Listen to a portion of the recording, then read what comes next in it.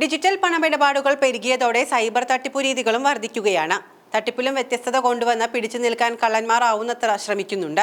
ഇപ്പോഴിതാ missed call തട്ടിപ്പിനും digital അറസ്റ്റിനും ശേഷം പുതിയ രീതിയായ കോൾ മെർജിംഗ് പുറത്തു വന്നിരിക്കുകയാണ്. ഈ തട്ടിപ്പിനെ കുറിച്ച് UPI ആളുകളെ അറിയിക്കുകയും മുന്നറിയിപ്പ് നൽകുകയും ചെയ്തിട്ടുണ്ട്.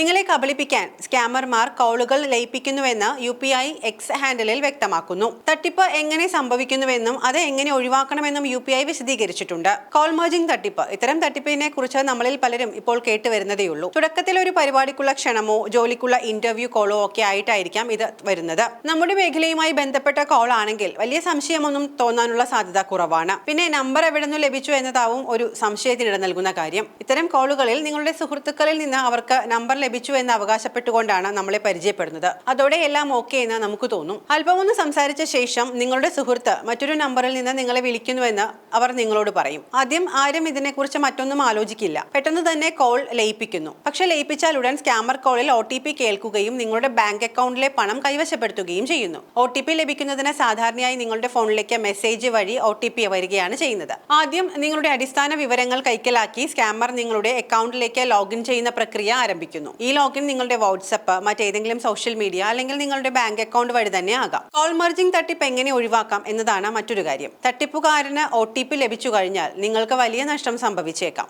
ഇത്തരം നിരവധി തട്ടിപ്പുകൾ അടുത്തിടെ നടന്നിട്ടുമുണ്ട്. ജാഗ്രത പാലിക്കേണ്ടത് എങ്ങനെയാണ് എന്ന് നോക്കാം. അത്തരം തട്ടിപ്പുകൾ ഒഴിവാക്കാൻ ആദ്യം വേണ്ടത് ഇതിനെക്കുറിച്ചിട്ടുള്ള അവബോധമാണ്. അതായത് പുതിയ തട്ടിപ്പു രീതികളെ കുറിച്ച് നിങ്ങൾക്ക് അറിവുണ്ടെങ്കിൽ നിങ്ങൾ ഇത്തരം തട്ടിപ്പുകാരുടെ കെണിയിൽ വീഴാനുള്ള സാധ്യത കുറവാണെന്ന് വ്യക്തം. എന്നാൽ അത്തരം തട്ടിപ്പുകളെ കുറിച്ച് നിങ്ങൾക്ക് അറിവില്ലെങ്കിൽ വലിയ നഷ്ടം സംഭവിച്ചേക്കാം. അതുകൊണ്ട് തന്നെ ഇത്തരം വിവരങ്ങൾ കൈമാറുമ്പോൾ അല്ലെങ്കിൽ UPI ഇത്തരം വിവരങ്ങൾ നൽകുമ്പോൾ അതിനെ കൃത്യമായി ഫോളോ ചെയ്യുക. സംശയകരമായ കോളുകൾ ഒരിക്കലും സ്വീകരിക്കരുത്. അതാണ് ഏറ്റവും നല്ല മാർഗം. എയർടെൽ അടുത്തിടെ സ്പാം ഡിജിറ്റൽ സേവനം ആരംഭിച്ചിട്ടുണ്ട്. എയർടെൽ ഉപഭോക്താക്കൾക്ക് മാർക്കറ്റിംഗ് അല്ലെങ്കിൽ സ്കാം കോളുകൾ ലഭിക്കുമ്പോൾ ഒരു സ്പാം ഡിജിറ്റൽ സന്ദേശം കാണും.